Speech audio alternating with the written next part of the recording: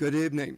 Welcome to the meeting of the Skokie Village Board for Monday, February the 6th, 2023.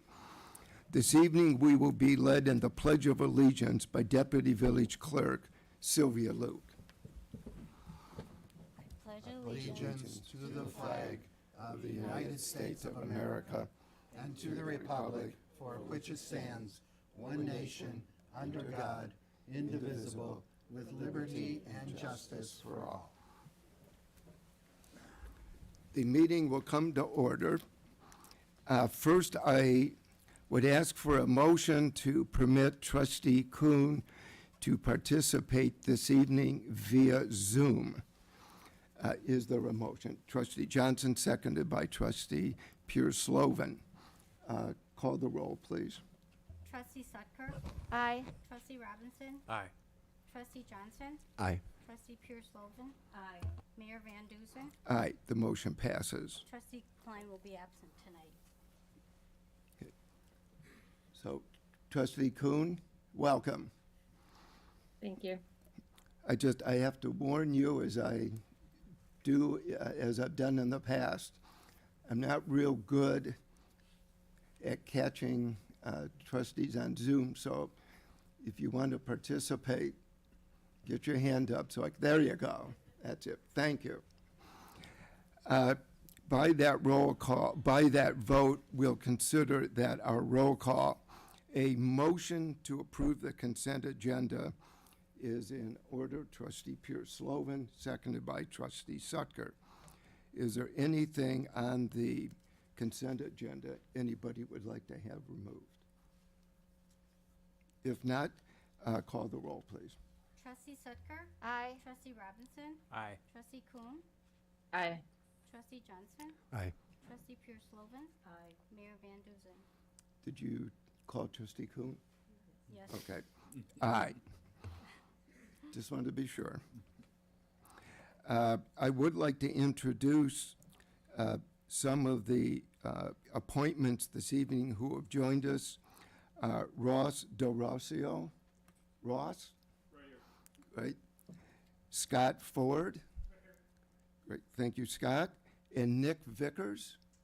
Nick, nice to see you. Welcome to each of you. We appreciate your willingness to participate and to be a member of a board and commission. It's one of the triad that provides government for the village of Skokie. We have our professional management, the elected officials, and then the volunteers and our boards and commissions.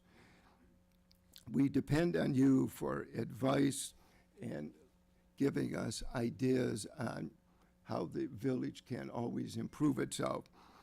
I want to thank you very much. I talk with you.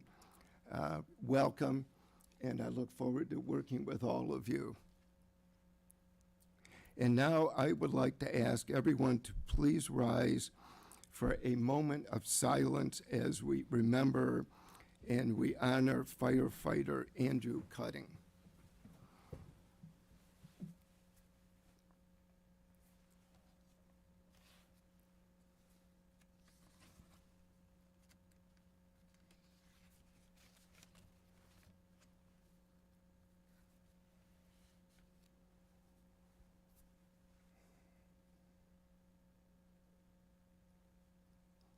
Thank you.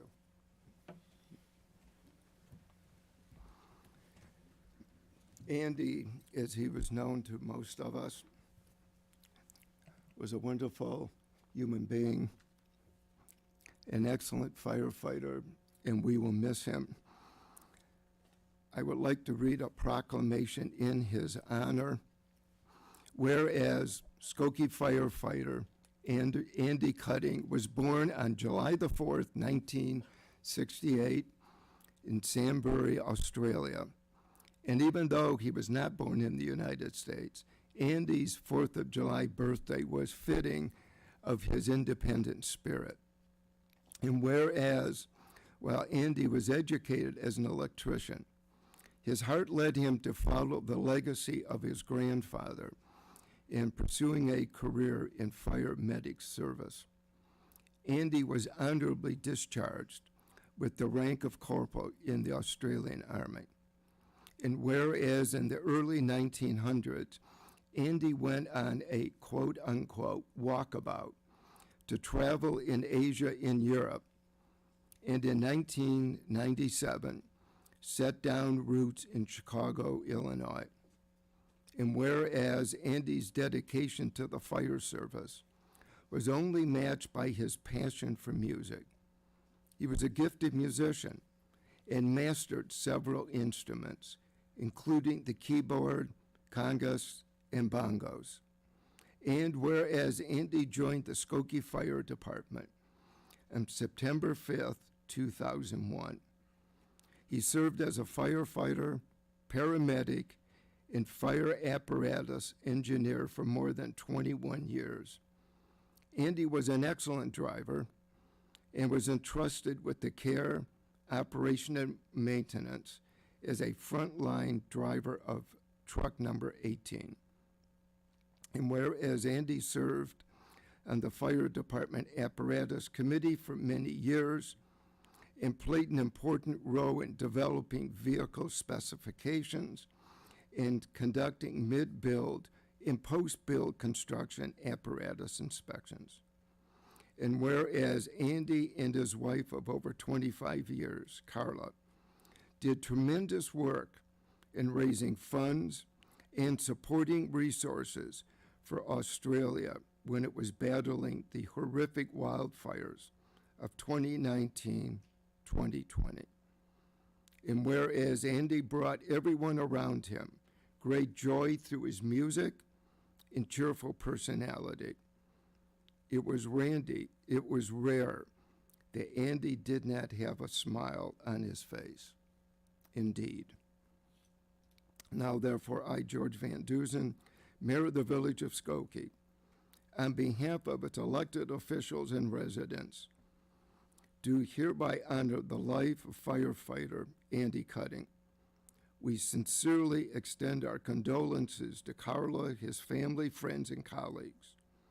May he never be forgotten. And Carla, I'd like to present this to you, and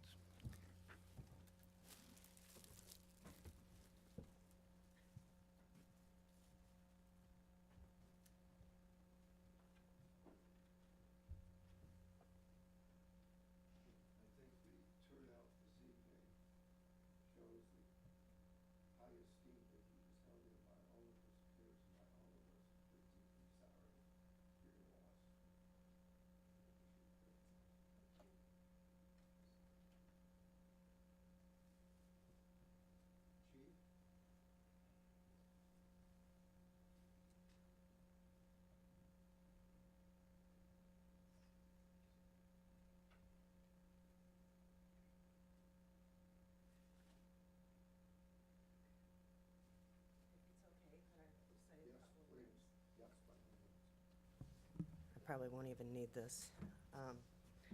First of all, thank you. It's such an honor. Andy would be very, very proud. And I'm sorry, I'm gonna try and keep it together.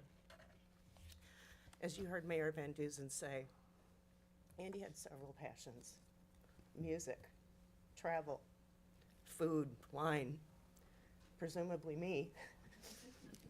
And he was passionate about being a firefighter.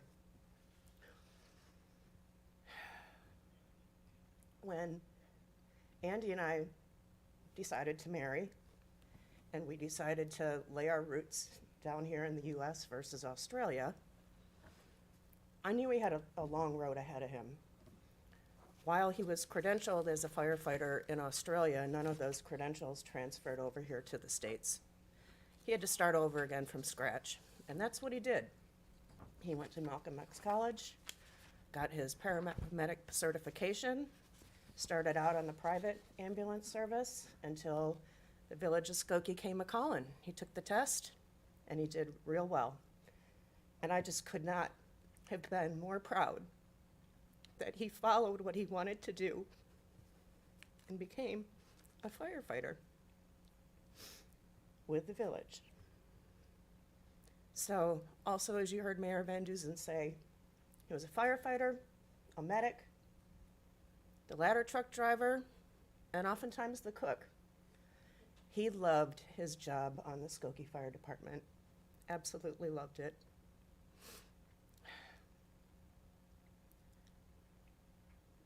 I don't know how I go forward, but I will. And I so honor and cherish the love and support that I have received from the Skokie Fire Department.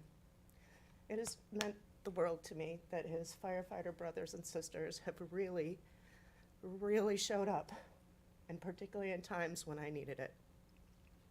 So again, thank you. Thank you for this honor. I'm sure he's looking down, and I hope even in death he's proud. Thank you.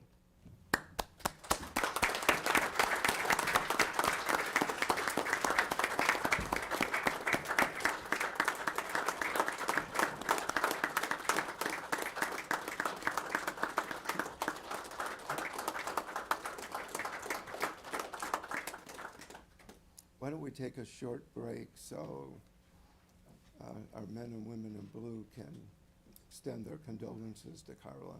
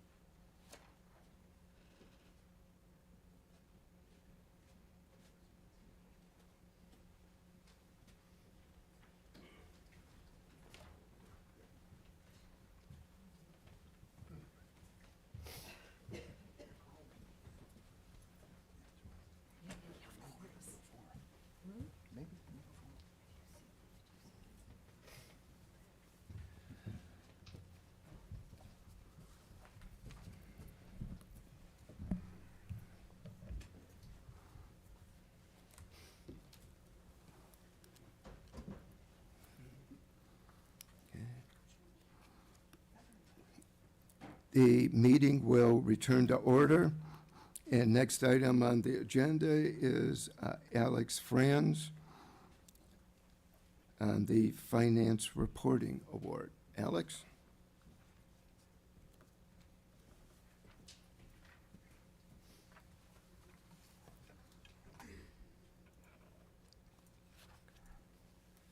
Thank you and good evening. It's my pleasure to present the village's first ever Popular Annual Financial Report, or PAFR, award. I have with me a video of Chris Morial. He is the Executive Director for the Government Finance Officers Association, or GFOA, which is the organization that administers and created the award, amongst other financial awards. Before I get to his video, I just wanted to talk a little bit about the PAFR and the significance of the award. The PAFR is a document that takes information from the Comprehensive Annual Financial Report, or CAFR, a document that is typically about 200 pages long, and condenses it into a document that is much shorter. Ours is about 12 pages, and is easily readable and understandable for those without a government finance background. This award is especially exciting because it marks the final award that the village must receive to achieve the GFOA Triple Crown.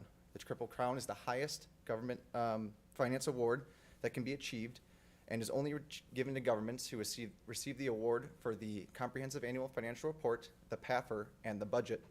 The Village of Skokie has received awards for its CAFR and budget for almost 30 years now. The GFOA is yet to officially announce us as a Triple Crown winner. They haven't announced any for fiscal year 2021, but once it does, the village will be one of 400 municipalities in the entire country to receive the award, which is a tremendous achievement and a testament to all the hard work that go into our financial documents and all of our finances. With that, I'm going to turn it over to Chris, and Mary might be able to come down and take a photo with the award. Greetings from the Government Finance Officers Association.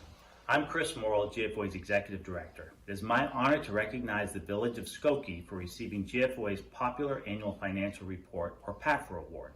In order to be eligible to receive a PAFR Award, a government must also receive GFOA's Certificate of Achievement for Excellence in Financial Reporting for their annual Comprehensive Financial Report. So receiving a PAFR Award demonstrates a government's commitment to prepare both a high-quality, comprehensive report that is organized, readable, and transparent, and a second high-quality report that is readily accessible and easily understandable to the general public and other interested parties. Meeting the high standards required to receive these awards is a mark of distinction, of which you should be very proud. And I congratulate the Village of Skokie finance team, elected board, and the entire staff. Thank you and congratulations again on this impressive achievement. Thank you. Mary, do you want to come down for a quick picture? Careful,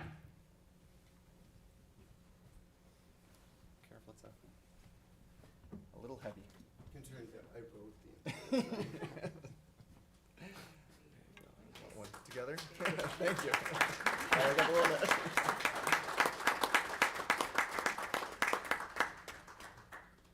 Thank you. Put that in a proper place. I will. Thank you Where's, again. where's Julian? June Prendig? Julian, our finance director. And, John, of course. Nick he's returned to work half-time. He was out with a little bit of surgery. They're the ones who really put together all of our financial documents along, of course, with our department heads. So it's really, you're the ones who deserve the congratulations. But we'll take credit for it. Thank you.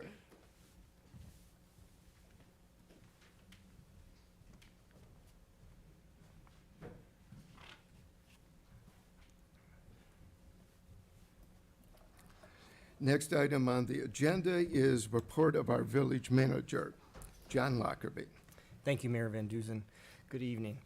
Item A is regarding the adoption of the ratified firefighters contract. The board has previously reviewed in executive session the principal issues of a labor contract with the Skokie firefighters, Local 3033, or known as IAFF.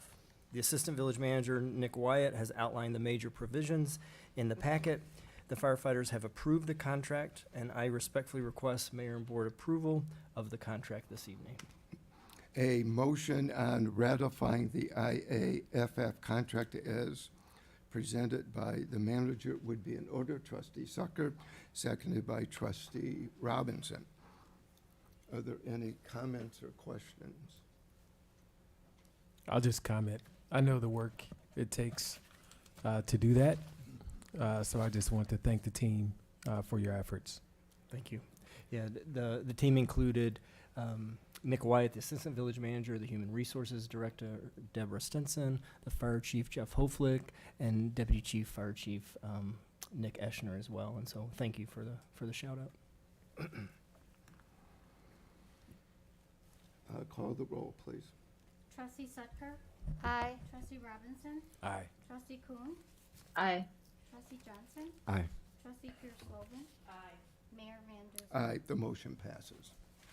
Item B is regarding a tax increment financing development agreement for 8047 Skokie Boulevard. This will be a second development in the corridor on Skokie Boulevard, just north of Oakton Street. And this development would not be happening without the tax increment finance incentive.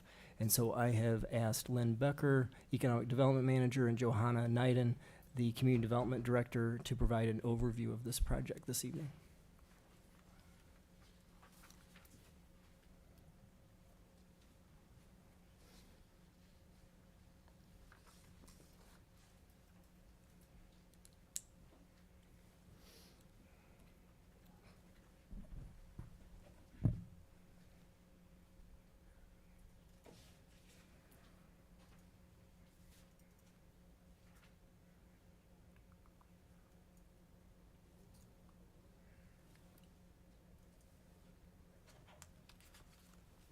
Thank you.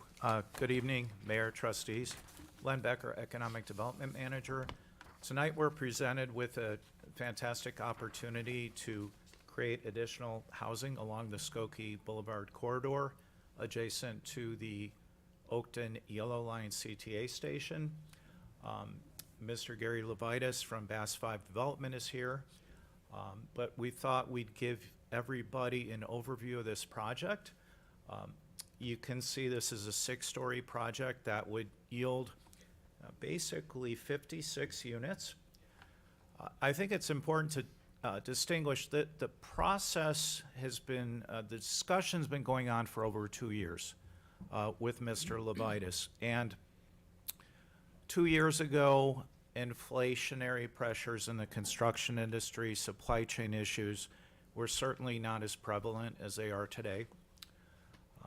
This project, which is next door to the Boulevard project, 40-unit, all 2-bed, 2-bath project that was developed by Mr. Levitas and came online right during the outset of COVID, was 40 units. This will be 56 units, and it will consist of 1-bedroom, 1-bath units, 1-bedroom and den, and 2-bedroom, 2-bath units, split about a third in each of those product categories. The developer has a track record of success. The Boulevard project was very successful in leasing up in a much shorter time than anyone anticipated, especially with what was going on in the world.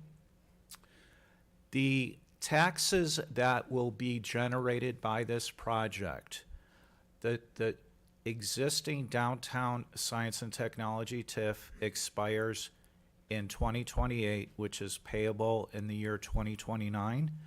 It's projected based upon current assessments. This project will generate over $400,000 a year to all the underlying taxing jurisdictions in the downtown area, including District 69, 219, Niles Township, Oakton College, et cetera. Mr. Levitas has embraced the environmental sustainability plan. You could see many of the caveats and some of the pillars of the plan are addressed. This is exactly an infill development. This is an abandoned bank site that's been vacant for at least 5 years. It's underutilized. It is a sea of parking right now, and this will be a vast improvement. This will promote the opportunity for new residents to locate to Skokie or relocate within Skokie, the ability to work from home, again, creating those opportunities across from the CTA station, great access to downtown restaurants and shops, as well as mobility next to the Skokie Valley Trail, bike racks, and the promotion of walkability, which is what we're all after. The building materials will be energy efficient, and they will be high tech. The windows, insulation, et cetera, the appliances.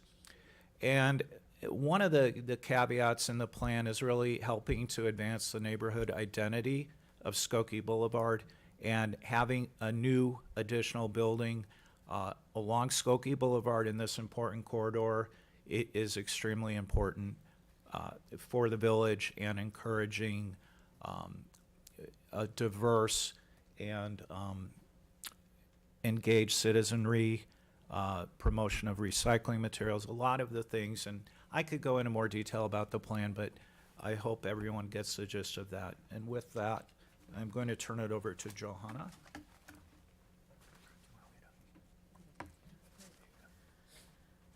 Hi, good evening, Johanna Neiden, Community Development Director. I just wanted to spend a few minutes talking about the affordability piece of this, and Mr. Loitis has agreed to add 3 units of housing that is affordable at what is called 100% of area median income, meaning that some households that are earning 100% of the area median income, not just for Skokie, but the whole region, will be able to meet the affordability guidelines for these 3 units. And one thing, Len gave a nice overview of the process that we've been through for this project, but we are also, as a community, as a village, in the process of figuring out what we want in terms of our affordable housing and inclusionary housing. And as a process, as we work with developers who have started a few years ago, are nearing the end of their entitlement, coming and asking them to add units, we've been pretty lucky so far to have developers include a few units at the end of the process that are considered affordable, that meet those workforce housing goals, but meet affordability goals as well. So Mr. Loitis has added 3 units that are affordable at 100% of AMI. That's 5% on site for 20 years. So we did a little analysis here to show you what that means in terms of his bottom line. So these are not, the assistance for tax increment financing was already contemplated before we made this ask. He had already made decisions about construction modality. The train had left the proverbial station in terms of decisions that he was making about his building. So this is not uncommon in situations where communities start to create new policy, like our affordable housing, and we have to work through that transition in that period with our development community before we have a policy on the book. So going through this, looking at the 3 different units that he's offered as affordable, 1 bedroom plus den, and a 2-bedroom. You see the market rates on the left, and that includes a parking space. And then moving left to right, you look at the different levels of affordability. 100% of area median income assumes a 2-person household for the 1 bedroom and the 1-bedroom den, and then the 2-bedroom assumes a 4-person household. So slightly different incomes, and then moving across, you have 80% of area median income and a deeper affordability at 60% of area median income. So going down the table, you look at the total monthly income for the project. So the income on the left, $8,050, is what those 3 units would yield if they were rented at market. Going across, that's the income that Mr. Loitis would get for the other units if based on the affordability. So 100% of area median income is what he has agreed to do for these 3 units. So his income will be slightly lower as a result. So there's no additional subsidy. He can't go to the state.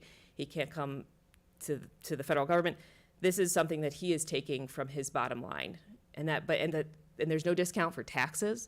There's no discount for any kind of maintenance for those units. This is a cut from his profit, his net operating income. So moving across, you see that his income would be less the deeper the subsidy. So going down, that starts to add up for your annual income, and over the course of 20 years of affordability, and this is not corrected for time value of money or any other correction for increase in the market rate, changes in affordability levels in terms of when they adjust the income, the area median income every year. He's looking, if you kept everything flat, about $300,000 of subsidy over the course of 20 years. And that number gets closer to $1 million if you look at even the deeper subsidy. So it's a pretty significant amount of money at the final step of his process to reduce his income here. So we did this at the Plan Commission the other night to show how affordability and income are affected in these projects. But this is for Mr. Loitis' particular project, what he is offering through this project for these 3 units. We'd be happy to answer any questions. Let me first we have to have a motion on the floor. A motion would be in order. Trustee Sutker, seconded by Trustee Pure-Slovan. Are there any comments or questions?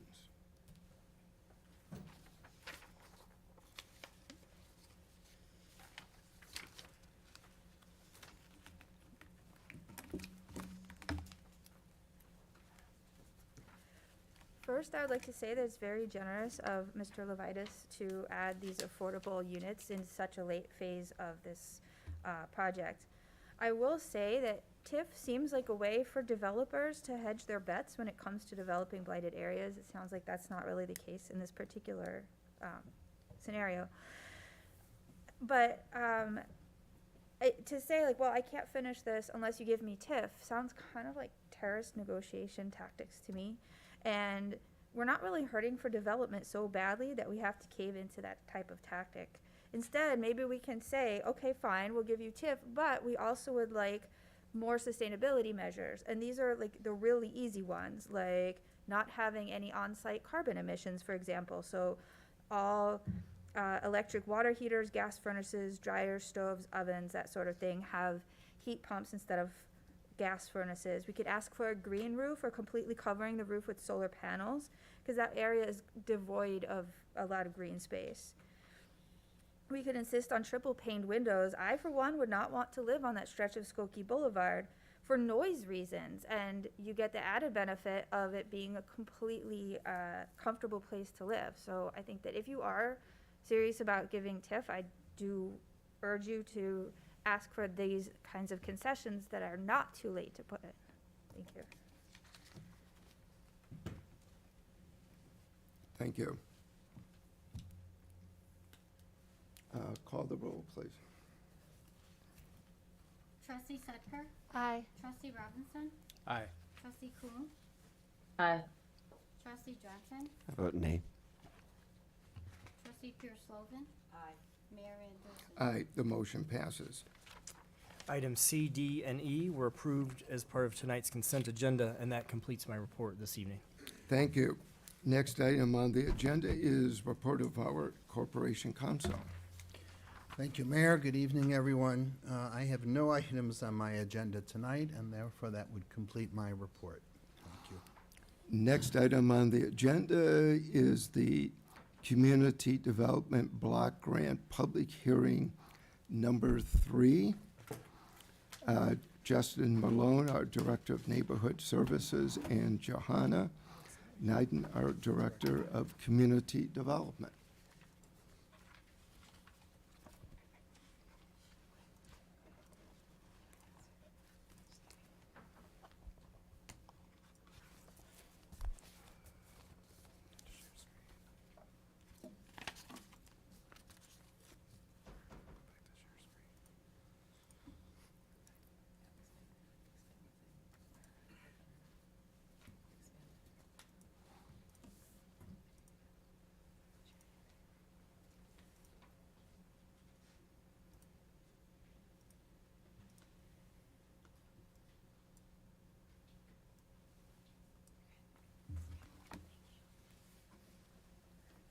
Okay, hello again. Tonight, we're here for public hearing number 3. The materials in the packet included, oops, why isn't this going forward? Okay, so here's our timeline where we are. We're February 6th funding considerations. So the village board is at this next stage of making a decision about how the village allocates our entitlement. And then our next meeting will be on with regards to community development block grant allocations, will be on March 20th, and that's the presentation of the action plan.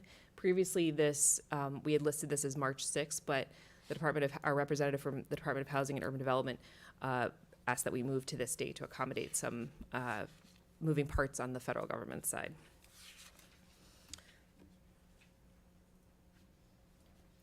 Okay, so this is just a bit of a recap here. We have $600,000 in entitlement funds. We received 15 proposals totaling over $810,000. So quick math is we had more asks than we have money for. And then so staff from the Community Development Department and Health and Human Services Department reviewed the proposals and provided feedback on the various activities and the applicants and how we and then therefore we determined project priorities. Staff prepared 2 funding scenarios based on our existing conditions, the immediacy of the problems that the partners would address, coordination with the existing village services, and conformance with the CDBG program guidelines. Something I want to point out here, is that HUD has given us guidance that we really should be providing funding to fewer organizations and partners. The more proposals we provide is sort of twofold. One, there's a significant amount of staff time in terms of managing the money and tracking outcomes. There's a significant, it should come to no surprise that the federal government has a lot of tracking and information we have to report out. That's one thing on the village staff's end, but it's an additional burden that is often placed on on organizations that are understaffed, don't necessarily have all the technical capacity to be managing multiple grants. So the idea here is that we allocate more money to fewer organizations, but those organizations are getting more money to do more with. So one estimate of time for staff, for village staff, is close to $5,000 of staff time to manage each grantee. So when you're giving less than $5,000 to the grantees, that creates a bit of a balance piece, and HUD keeps an eye on those sorts of things.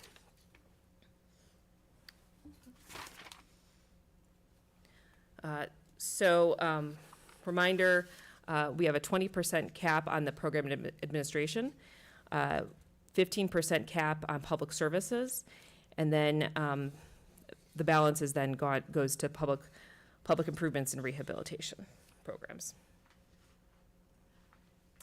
So we've created two scenarios here.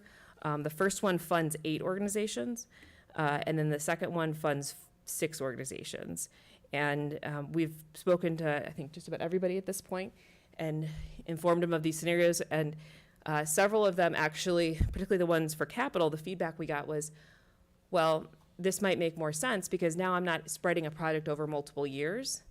I'm asking for all the project money up front for 1 year, which creates an interesting undue burden when you have to report each year how many people you serve, the race, age, income breakdown, and each organization has to track the staff time spent serving each of those populations. So I think anecdotally, we just did a $750 draw recently for an organization, and there was literally, I think it was down to 30 minutes of staff time spent for that $750. So a lot of work goes in to recover a relatively small amount of money.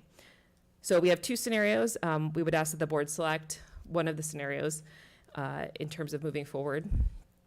The organizations that we've selected are good partners. All the organizations are good partners, but these in particular are ones that are groups that are working with us on high priority areas and implementation of our action plan.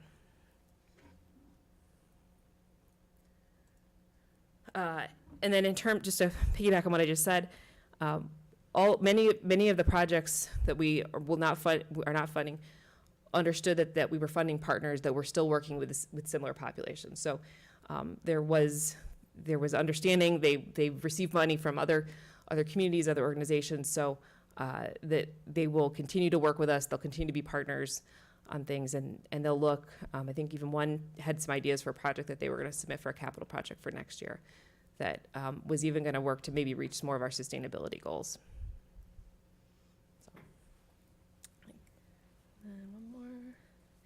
So next steps, so we'll bring back the annual action plan on March 20th, and then we'll look to, following that approval, we'll look to submit to HUD for their review. And then they have a 60-day?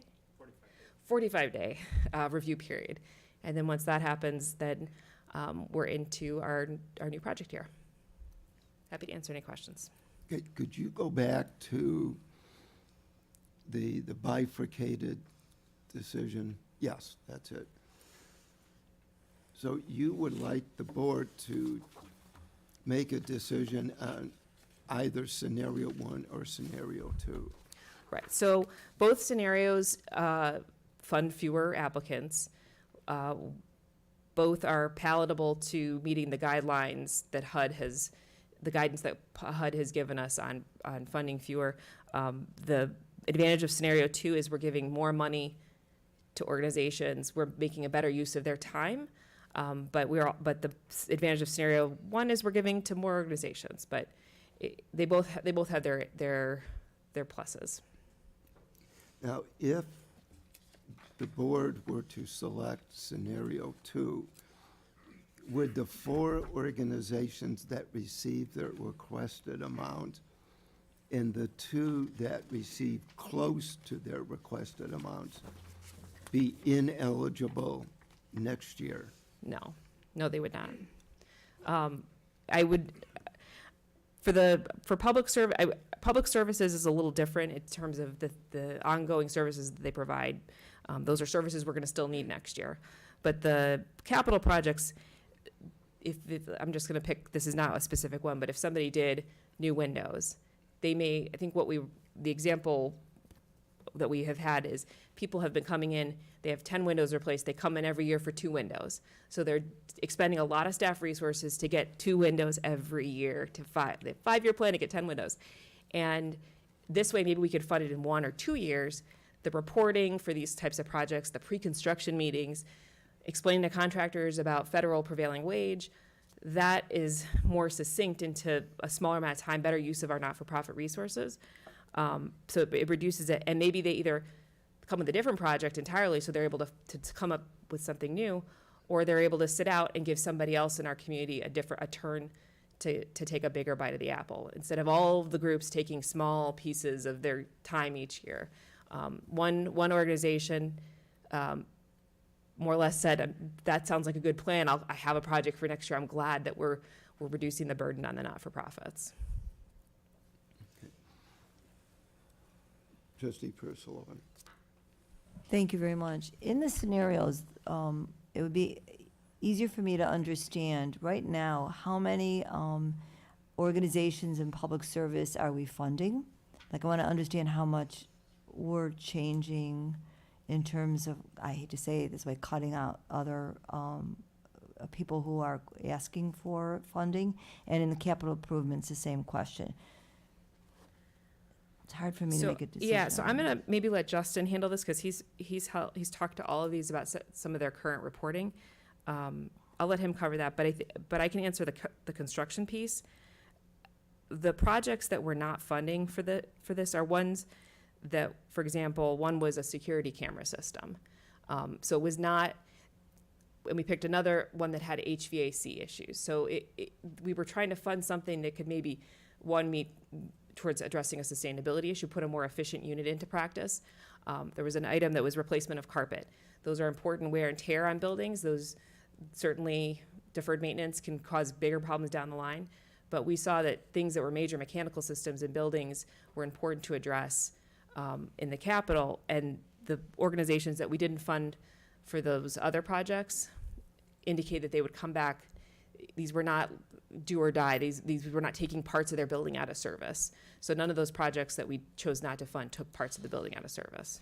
I appreciate that. Maybe I didn't ask my question well, and I apologize. How many are we funding now in public service, and how many are we funding now in capital improvements? Yeah, so there's 15 applicants, and 10 of them have come from the public service side, and 5 from the construction or capital side. So we would be trimming down from 10 to 5 or 4, and then from 5 to 3 or 2.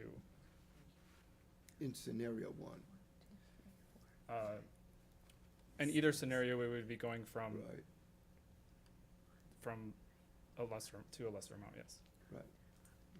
Okay, so this past program year, we funded 11 in our public services, and in construction, we had 6 projects.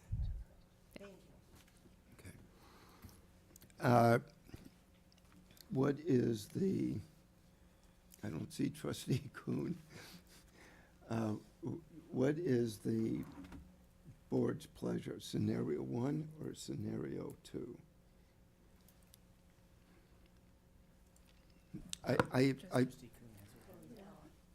Trustee Kuhn? Oh, I was gonna say I'm in favor of scenario 2. Is that a motion? I move that we move forward with scenario 2. Okay. Is there a second to the motion? There is a second to the motion. Is there any other discussion? Trustee Robinson I know. keeps it's looking like, at right, me. I'm right. I'm there. I'm like thinking out loud. Initially, I thought maybe scenario 1 would be a good half step. because we're changing pretty dramatically, I think, from what we've supported in the past. But also understand staff and your time and wanting to really kind of deepen the work instead of spreading the work. So, I mean, I can be convinced either way. I have always been bedeviled by this question. I served for 6 years on a statewide board that was what was called a re-granting organization. We received money from the federal government, and our job was to redistribute it. And every single year we had a debate. Do you give out many small grants, or do you give out fewer larger grants? And the debate every year was the same, except various of us changed our minds each year. It's a very difficult decision. Personally, I think it's worth giving the second scenario an opportunity. We've operated under the first scenario for many years now, and we've given out small grants to many organizations, and I don't know how much in the end gets accomplished in any one year. Personally, I've come to the opinion, and it's taken me a long time, that if you give out larger grants to fewer groups and they do one large project, you can accomplish much more. And many of the organizations who come to us, I think, they're the ones who are doing the very difficult, heavy lifting in the community. And I think we should encourage them to think big and then support that thinking. I think it's worth giving a try for at least a couple of years, and then we can evaluate in maybe 3 or 4 years and see if it is accomplishing more. That's just. See, that didn't take much, did it, Mayor? Of course, I'm thinking scholarships now, in my world. And of course, I think to have a larger scholarship to accomplish a larger project makes a lot of sense. I was going to make Trustee the Kuhn. point, the reason why I favor scenario 2 is I want to help support these organizations for success in achieving their aims, and that gets them close towards their goal. So while it's difficult, it makes it much more difficult for us to narrow down which of those organizations we're going to fund. It gives us a higher probability of getting them towards achieving those higher aims and maximizing our impact as well. Any other comments or questions? If not, call the roll, please. Trustee Sudker? As I stated at the last meeting, I need to abstain. Trustee Robinson? I'll vote aye. Trustee Kuhn? Aye. Trustee Johnson? Aye. Trustee Pierce Logan? Aye. Mayor Van Duzen? Aye, the motion passes. So Thank you. March 20th will be the action plan. Correct. Great. Thank you. Thanks. The final item on the agenda this evening is public comments. Is there anybody who wishes to address the village board? Yes, sir. If we may have your name, please. Thank you for the opportunity to voice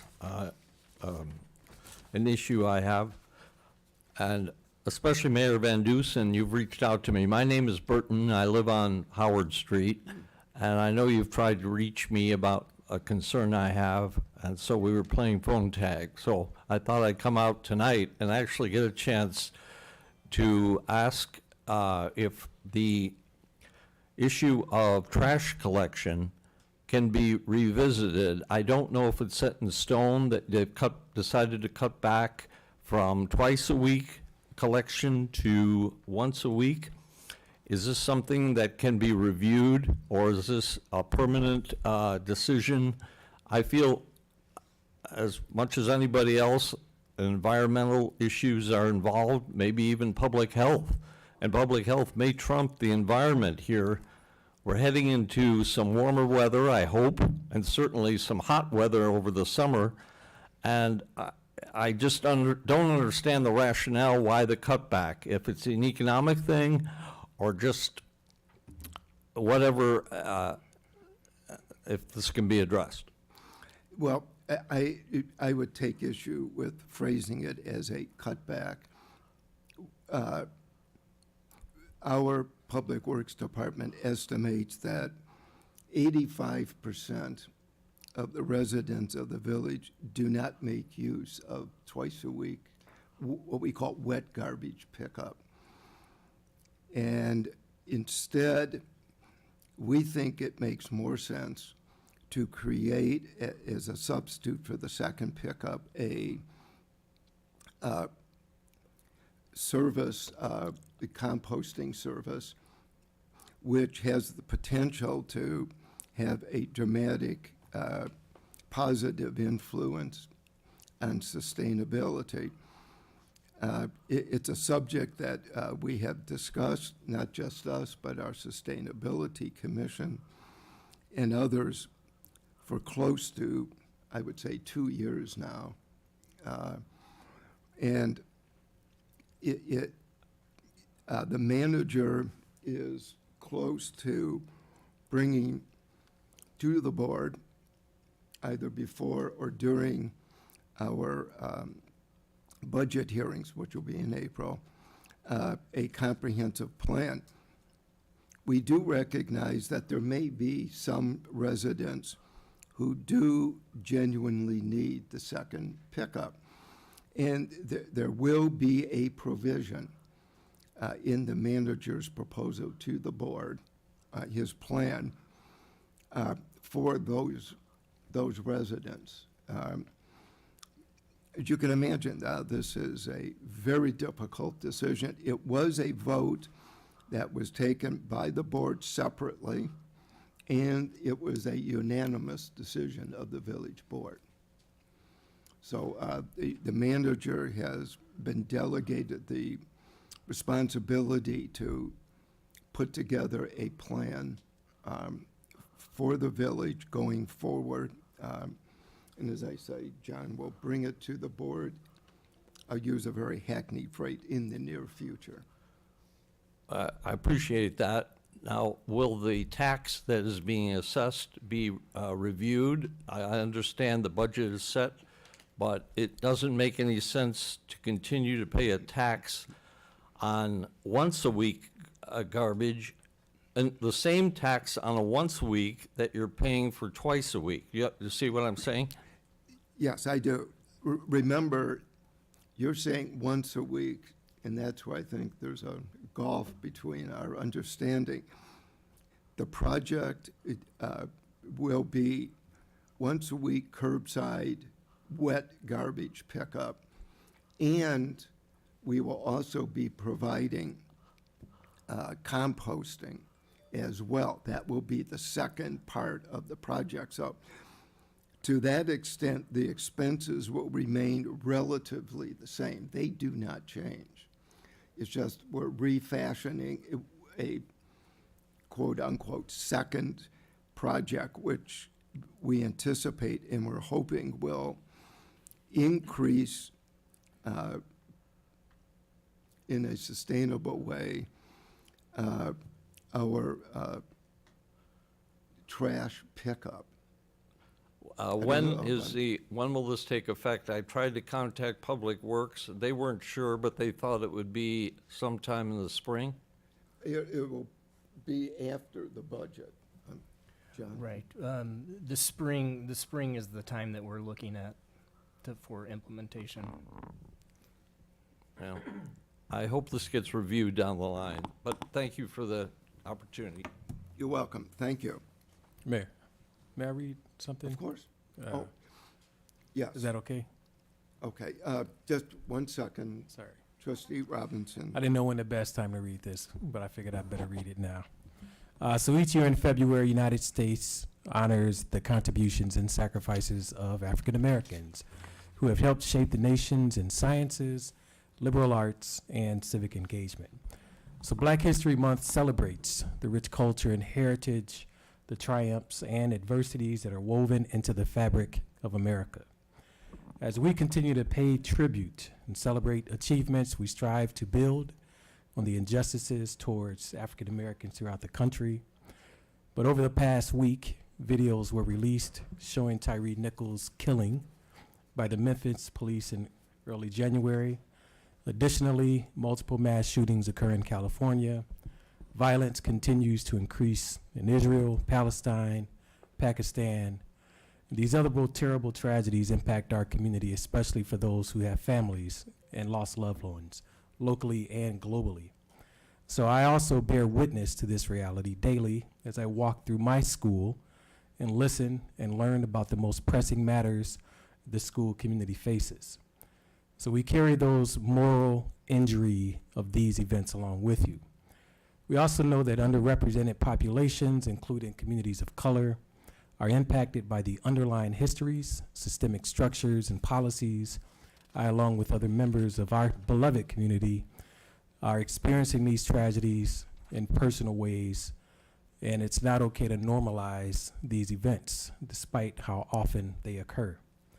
So I am reminded of the call to action from the Brothers Keeper Alliance to local elected officials to implement common sense limits on police use of force. So the 4 points are to review. So cities will review the policies of use of force and or ways to redefine public safety and combat systemic racism within law enforcement. 2, to engage, citizens will engage their communities and include diverse input, experiences, and stories in the process. Number 3, report after the review. Cities will share the findings with their community and seek feedback. And finally, reform. So cities will change their use of force policies and strategies in ways to redefine public safety and combat systemic racism within law enforcement.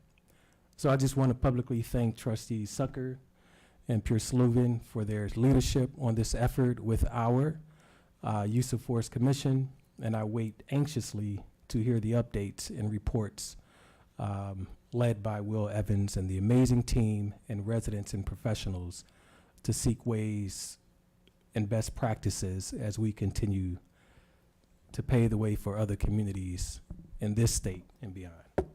Thank you. Yes, ma'am. Can this go on, or how does this go on? I just do this? You're right. I'm high, okay. I'm not ready for that quite yet. Congratulations on your PAFR award. Thank you, Keith, for what you read. My name's Judy Mendel. And as usual, my comments are usually about transparency and optics, and tonight is no different. As I'm going to more meetings, getting more civically engaged because I love Skokie, I went online to see plan commissioner attendance and voting records in the minutes. And this might be for John and Ann, but so there's no specific minutes anywhere on other, when you click on other minutes, you do see, on other commissions, you do see like little icons that you can click on the minutes. So I went to one of the meetings that said results and clicked on the agenda. I didn't know what else to click on. And this, in essence, is what the minutes look like, although it says legal notice. So there really aren't minutes. If you, there's a record of the vote, but not who specifically voted, because attendance isn't even noted. So I respectfully ask that there are minutes and that they're accessible on the website, noting attendance and who voted in what way. This, to me, is best practice, and I hope it's done for all commissions. Oh, let me take this off. I'm mumbling here, sorry. So that's number one. Mayor, in November, I can take this off now. Should I shut this off? Mayor, in November 9th's Pioneer Press article regarding electoral reform, you stated, "I think they simply are looking for change, and that's what we'll do. They've spoken very clearly in what they believe and what they want. We will see to it that the change they want is made." Mayor, this change should refer not to just the electoral system, but also to the way Skokie government works, especially in relation to commissions. Because of the incomplete Plan Commission minutes, I went down the rabbit hole trying to find out each Plan Commissioner's meeting attendance and also background. Some commissioners have backgrounds that the Planning Commission's work. Oh, sorry. Some commissioners have backgrounds that the Planning Commission's work benefit from, but some are very weak, and it is unclear to me why they would have been appointed. Regarding attendance, one of the last time one of your current Plan Commissioners attended a board meeting was November 2021, way over a year ago. If someone is not committed, which according to village code is attending half of the meetings, they should be removed and someone with a depth of knowledge and experience appointed. I understand that you, as mayor, will want to appoint people from your party to commissions. That is how politics works. However, appointments should not be just about patronage. If there isn't someone from your party who can do the job, please find a Skokie resident who does have the depth of experience and knowledge. I'm sure you can. We have many amazing people living in Skokie. Citizens who are appointed to the most important commissions should have substantive experience and expertise in the work of that commission. One last observation from the last meeting of the Plan Commission. Charlie Sachs mentioned the outdated zoning codes and the horrors he had to go through to put a second story on his house. The next day, in a Skokie parent Facebook group, someone unrelated to Charlie's comment posted a question about what it takes to put a second story on their home. The comments kept pouring in on the issues on the Facebook group. The comments kept pouring in on the issues with zoning and frustration encountered with the village code. Revising the village zoning code can help people stay in their homes and not make them have to move, as some in this Facebook group had to do. Just as Trustee Robinson made a request to have the Plan Commission look at affordable housing, one of the trustees needs to request that as soon as possible, the Plan Commission looks into updating the zoning codes. It seems to me, in addition to the sustainability codes, or implementing them, it seems to me that commissions don't take initiatives to find and research issues, that it has to come from the board. This is too bad, as the Plan Commission canceled many meetings in the past year because nothing was on the docket. They could have used this time and been looking into zoning issues, that is, if they had known about them. Or perhaps this comes from staff. I really don't know how it works, but let's figure out how to update the zoning codes as soon as possible. In addition to affordability, I know the Plan Commission has a lot on their plate. Thank you for listening. I look forward to positive change in Skokie on many levels. Judy, on the minutes of the Plan Commission, did you review their reports to the village board? When I go on the website and it says, I have no idea. I'm a citizen, I just go on the website and I look and there says minutes. I'm trying to explain something. Okay. If you look at their reports, when they... Where? May I explain? Well, you're telling me if I look at the reports, but where? Okay. When the reports come to the village board for action, they include a summary of everything that you're asking for. Those are on the agenda for the village board. So when you had up there the Plan Commission, a summary of what they took up with the vote of the Plan Commission. On that page that I showed you? Yes. I don't. It's a summary. What they do then is they produce a rather large report that comes to the village board, and it's put on the agenda under Plan Commission. You'll see it's number 14 on our agenda each meeting. And when the board takes it up, the entire report is part of their minutes. And they give a roll call of who voted and who was absent, et cetera. Then I would like to say that's cumbersome for your average citizen who doesn't know that. And if there's any way that you can cut and paste and somehow put it under minutes so that you can just click and see the minutes?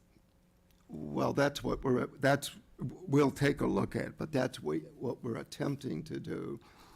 What we're attempting to do, like that sheet that you put up there, is to put in layman's language the project and what it was that the Plan Commission discussed that evening. And we do put the vote of the Plan Commission up on that. It's very difficult to tell how much information is enough, how much is insufficient. We're trying our best to do both. Well, I tell you, in the past, when I've gone onto the agenda for the trustees, the board, and I've sort of downloaded the agenda or whatever in the packets, it's just cumbersome. It's small. I know you've told me how to make it bigger. It just isn't user-friendly. That's all. Yes. Oh, thank you. Yes, sir. Hi, Marty Moretsky, very long-time resident. I wanted to address water intake. I listened to the minutes of the meeting and was a little bit confused. Maybe you can help me as to the status. The reason is the water main broke in front of my house last winter. And the short story is that the village was prepared to have a contractor come into my house. They came a couple of times, and it was planned. The work was planned, and 5 days before, it was then canceled because it was determined that the break was not on my side of the water main, even though my property was the one 100% affected last winter with flooding and all. And I want to say the water department did a fantastic job, unbelievable. In 0-degree weather, they were out there until midnight, which was when the water got restored to my house and about 4 others. But I'm not clear as to the status after that meeting, if any decisions have been made about, the village costs and the residents' costs on replacement, because it was determined, I was prepared to pay certainly for any work done on my house, whereas the pipe itself was going to be paid for by the village. Then, now, I just don't know what's going on. I don't know if, I know you discussed 50-50, I know you discussed many options. What we have not made, are you talking about the lead pipe replacement? Right, from the water main to the house. Yes, we had an extensive discussion. That was the first. There will be more to come. We have not made any decisions on that. If that's I think that's maybe your question. Yeah. The status. That was an informational subject that the manager wanted to bring to the village board to let us know that under state law, we will have to present a plan to the state. Is it the Department of Natural Resources? Or is it EPA? EPA. To the Illinois Environmental Protection Agency to replace all of the lead pipes in the village. It'll be a long-term plan. We have not made any decisions as yet. Okay, there's no time frame on that? Well, I think, is it April of 2024 that we have to have our plan? Correct. And then we do have water projects that would be helpful to reach a decision sooner than 2024. And we've got, it's estimated that the project will cost at a minimum $80 million. Correct. Correct. No, I understand, and it's, and I just encourage the village to get moving on it. I mean, this is something that's just gonna be pushed down the road here, and the costs are just gonna keep going up. I know there's tremendous costs involved, but a lot of residents are willing to pitch in, let's say. I mean, I certainly am. I replaced some of the pipes in our house already with copper piping, and why not do the whole intake? Right. I mean, it's a very complicated project involving, I think it was estimated, close to 10,000 homes in the village. And obviously, it's going to be very expensive. And we still have to determine which homes still have lead, which ones do not. And that's part of the inventory that we're undertaking at the moment. Did I hear that right? Yes. Thank you. Yes, and we're hoping for some state funding. Hi, my name is Kimberly Polka, Skokie resident. I was tempted to ask to take something off the consent agenda, but I'm feeling a little, you guys have my emotions going up, like up and down roller coaster emotions. Sometimes I feel like great things are happening, sometimes I feel like it's same old, and I guess tonight was it's performative if I ask for it to be taken off this consent agenda, but I'm still gonna speak to it. I was gonna ask that Paul Luke's reappointment for the 8 billionth time be reconsidered. I love Skokie, and I've said this countless times. I really do believe that all of us in this room have to have something better to do if we didn't love Skokie. I mean, honestly, my hair, it's messy. I could have taken a shower. There's so many things that we could have done. We all love Skokie, and we may not agree on what is best. But at the Plan Commission, first, I want to thank Keith Robinson for asking for this affordable housing issue to be taken up. That roller coaster high. Roller coaster low, I'm starting to feel like it's a little performative because it's feeling like the same old. And Mayor, with all due respect, I felt a little of it from you tonight too with Judy with, are you going to listen to me? My parents used to always say to me, it's not what you say, but how you say it. We are frustrated because we feel unheard. I don't know how many times I can say that. So when a grassroots group of all Skokie residents get together because we are excited that Skokie is looking at affordable housing, and 3 people, all Skokie residents, ask if they can present at one of the Plan Commission hearings.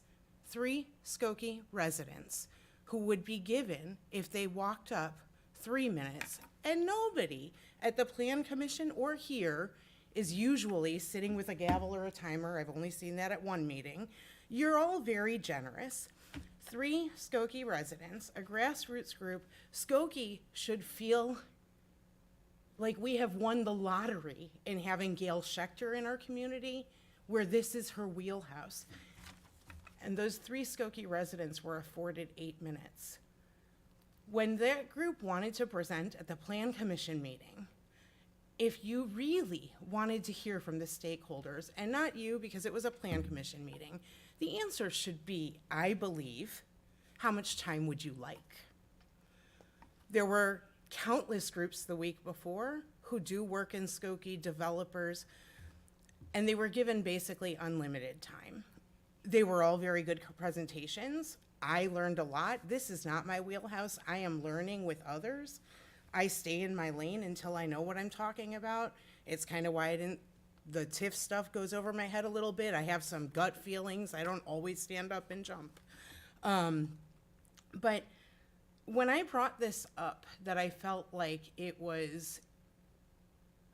makes us feel like people are going through the motions. It makes me feel like people are going through the motions.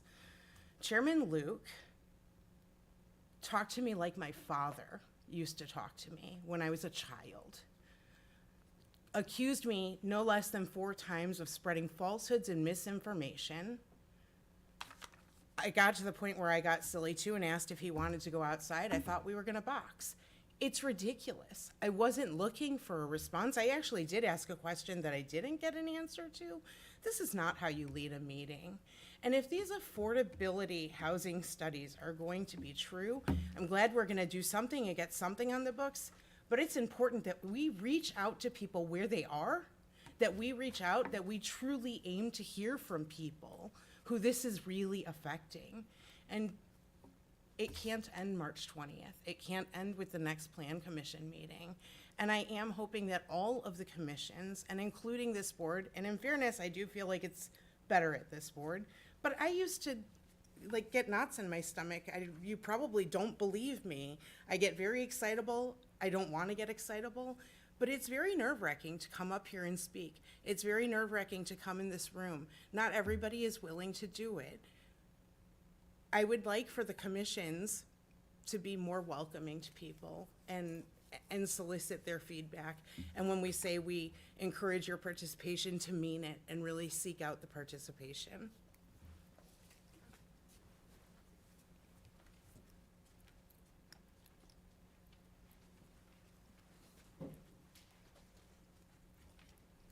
My name is Shelley Pat. I'm a longtime Skokie resident, and I wanted to thank Trustee Robinson for initiating the discussion on affordable housing, and thank the board for unanimously wanting to embrace this really important issue.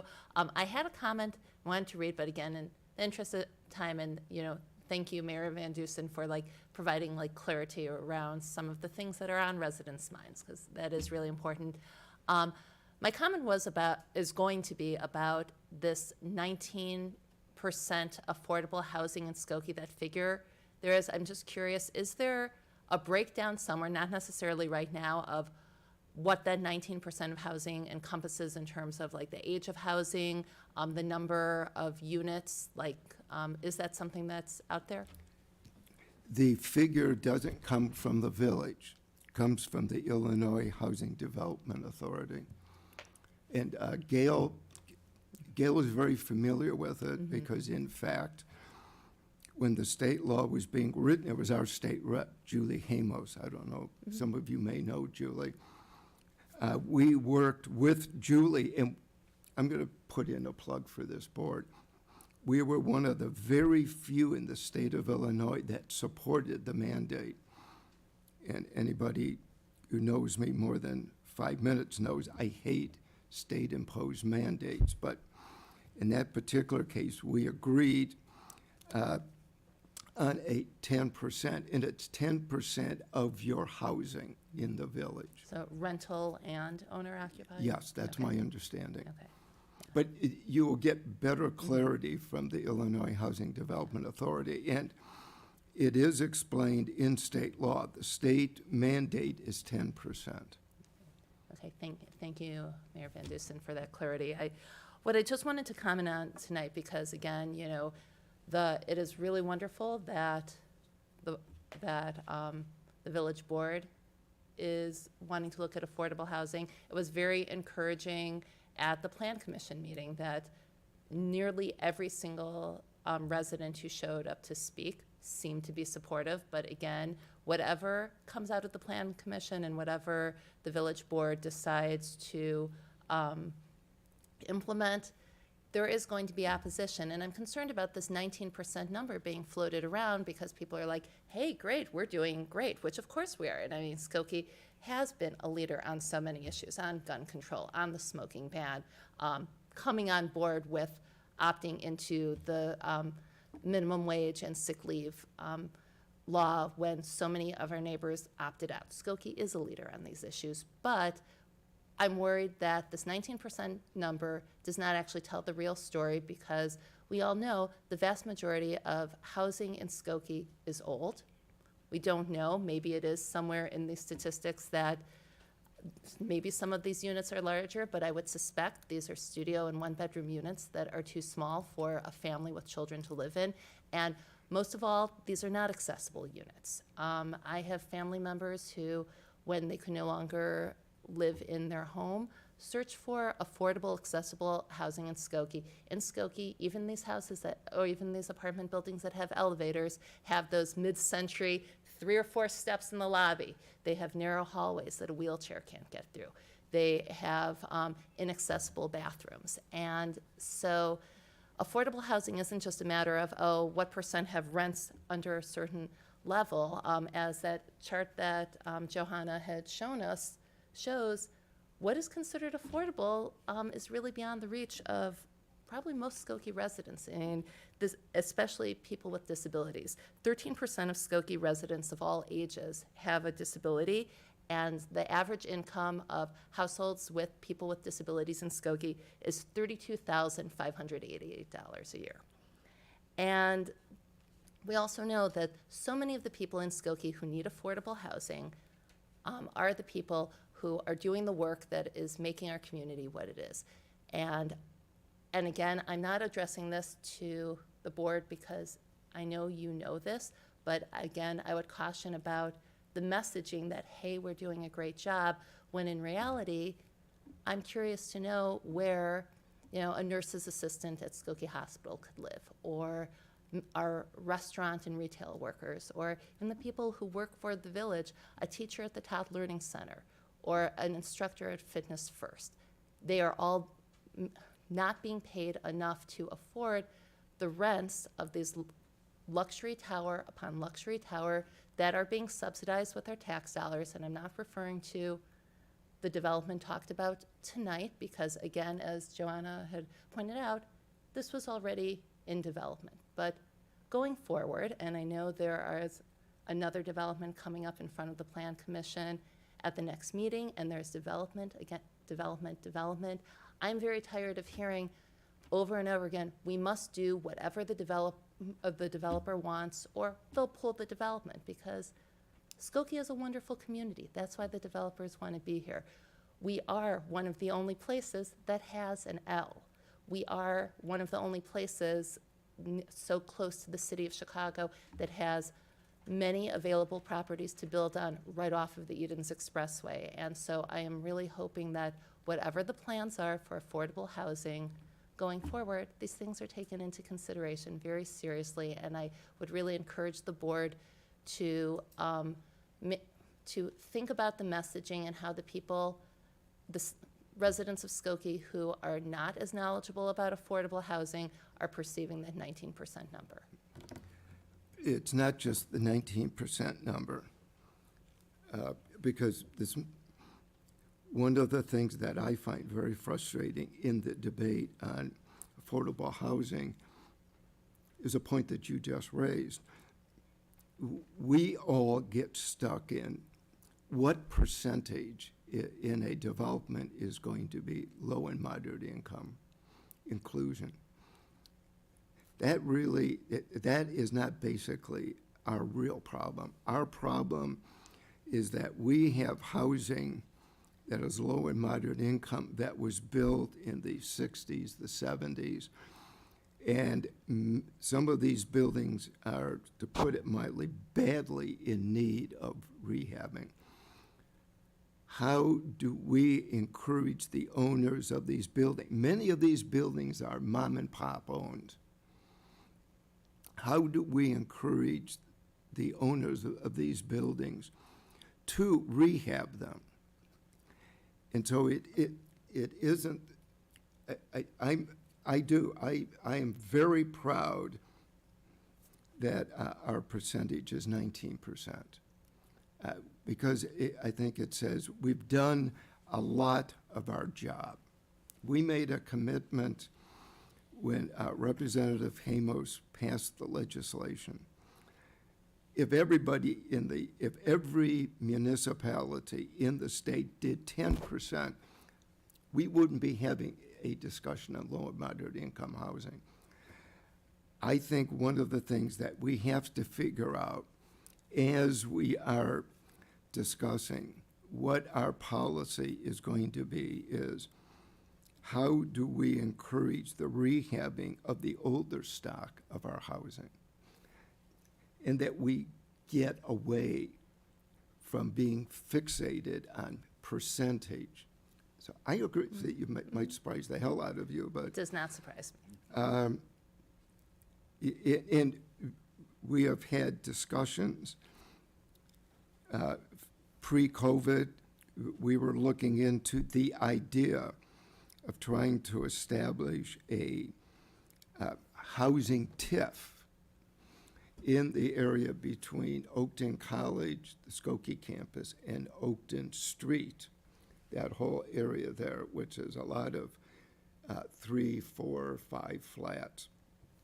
And how do we create a TIF that maybe would benefit some full-time students at Oakton College who also work part-time, in rehab the units to be low and continue to be low and moderate income. And that is one of the things that I'm hoping will come out of our deliberations. And that is, thank you, that it is, like I said, it is very encouraging to know I'm just- how much the board is behind And all I'm of this. just asking, Yeah. asking everybody, let's see if we can't move a little backwards on this fixation on percentages. Yeah, I did not bring up No, anything no. about percentages. No. This is again and again with that, just what people hear when they open up when they read the Skokie Village News, and it's great news. Skokie's got 19% affordable housing. Just again, hearing some more of the message of, and I know the board is not going to jump to say anything before the Plan Commission does its recommendations, but again, just taking all these things into consideration and also making sure that the messaging is conveying to here's a percentage, probably the 99% of people in Skokie who aren't even aware that this discussion is taking place, making sure that the messaging is in a way that will help get them on board too. So, thank you.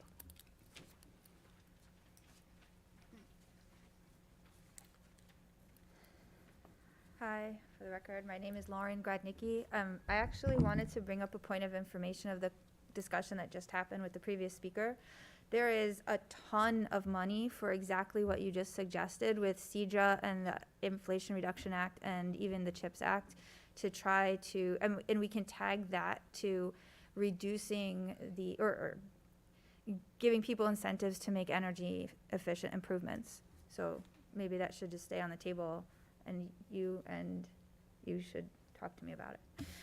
But what I really wanted to talk about was that in November of 2019, there was a forum to talk about everything, just brainstorm, what do we want to see in Skokie? What kind of visions do we have for Skokie? And then the pandemic happened, and that set of forums that was supposed to happen was indefinitely paused as far as I understand. I'm here to ask the village that we restart those forums, because it seems like a lot of these discussions about buildings are because developers just show up and say, hey, I'd like to put this development here, and then they go through all of the channels. But if we had a coherent vision and plan, I think a lot of these conversations would have already happened sort of as a general envelope, and then we could just apply whether or not that fits into the plan. And in fact, we could go out and solicit to the developers instead of waiting for them to come to us. The approvals that the Plan Commission and the village have been handing down seem predicated on this idea, especially about the luxury apartments, that if you build it, they will come. Who will come? It seems like the target renters for these buildings are young urban professionals who work in downtown Chicago, are single, they have a lot of disposable income. The thing is, when I talk to these people in that demographic, they want niche restaurants, which we don't have, or at least not more than a couple. They want bars, which we don't have, except for maybe Sketchbook. I don't know if that's the kind of bar they're interested in. I never understood the attraction of going to a bar anyway. But they're not interested in buying stuff, which is what it seems like Skokie's revenue model is based on. before approving more of these places, I urge you to demand from developers that there's an actual market of people who want to live in such a place that's located in Skokie with high rent. Because Skokie is not a happening place for people in that demographic. It was just mentioned by the person who came up to talk about the building we were all having arguments about, that the proximity of this building at 8047 Skokie Boulevard, its proximity to downtown, I think he meant downtown Skokie. But that is not the hip shopping restaurant spot that these people are going to be attracted to. So I am very concerned that a lot of these apartments are going to end up empty. So I think that should be a big part of the conversation. Thank you.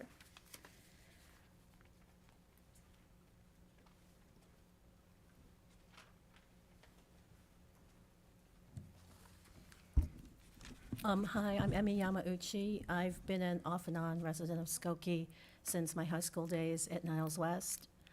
I wanted to address several issues and then ask some questions, but mostly, unfortunately, on February 2nd, I wasn't able to attend the Plan Commission meeting, but I did read the materials from the January 19 meeting, and I did watch the February 2nd video of the meeting. And I understand that it must be frustrating for the commission and the commissioners to hear criticism at times, but I also was really appalled at what I thought was lashing out and browbeating of residents, and I don't think that's the answer. The public hearing was supposed to be designed for the public to speak, and in my opinion, as long as there's no foul language and no one's encouraging illegal or unethical actions, people should be allowed to speak, and there's no need to bully them. It takes a lot of courage, as one of the previous speakers said, to come up to a microphone in front of folks on a dais and others in the audience, be at a microphone, speak their minds, and then be berated for it. It sends the wrong message about the commission, about the state of democracy in our municipal government, about the commission's procedures and the quality of its deliberations. Personally, I'm glad that that resident who was being berated fought back and didn't take that kind of behavior. She gave as good as she got, but still, that's not the way a commission hearing should go. Separate from the conduct at that meeting, I was surprised to hear some of the content when there was an off-camera statement that said that developers pay a fee, and that's why they can take as much podium time as they want. And that was why the individual residents who were presenting a presentation that they had designed, they were cut short. And I don't understand that either, because as residents, as far as I'm concerned, we've already paid to play through our taxes. So, what are we, just the chump change? So I would really encourage the village to instruct its commissions that if a group of residents, let's say 3 or 4, if they're up speaking and they're clearly representing a grouping or an organization that's larger than they are, then give them some extra time, especially if they have a prepared presentation. Because I find it very incongruous, I guess, that we seem to be rushing these public hearings and rushing toward what sounds like it's almost the end zone on March 20th, when the village is pushing these upscale projects while we're still trying to figure out where we're going with affordable housing. It's a complex issue with a lot of ramifications, so I really hope that we get it right. So frankly, I would like to suggest a moratorium on projects that are in the pipeline. I would certainly urge the board to tell everyone who's about to present their plans that they should start planning, and I know you don't like percentages, but they should start planning on 25% of their units being at rents affordable for 60% or less of the area median income. And I hope the board will start telling prospective developers that Skokie is exploring mandatory affordable inclusionary housing, and they should plan on 25% and 60% of the AMI. And during this moratorium, that would be the time for Skokie to conduct a really in-depth housing survey that studies the needs on the ground. And that means interviewing residents, employers and employees at both the small businesses and the big box places, the college students, the seniors who want to age in place, the people who are here on fixed incomes, whether they're pensioners or they're, widows or widowers on Social Security. I'm not talking about a trendy fantasy marketing wannabe survey, but one that basically asks the respondents, what will keep you here in Skokie as productive, fulfilled residents? On the 8047 Skokie Boulevard complex, I was really surprised to read about the TIF when I saw the agenda for the meeting, because I wasn't aware that TIF could be put in at such a late date, but fine. I'm glad to know that there's some sort of criteria or checklist used by the board when it decides on these TIF issues, although it's not clear to me what weight is given to each category. But my real question is about, and this is not to single out this particular developer, but if we're giving $1.7 million in TIF, and we're getting 3 affordable housing units at 100% of the AMI, I'm not sure what kind of negotiation session went on for that, but it doesn't sound to me like we got a very good deal. Because at that rate, we're like paying $500,000 per affordable unit, or subsidizing the 56 luxury apartments at about $30,000. So I just don't, the numbers just don't make sense to me. Because regardless of what you think about percentages, we should be trying to get as much as we can because we do have leverage.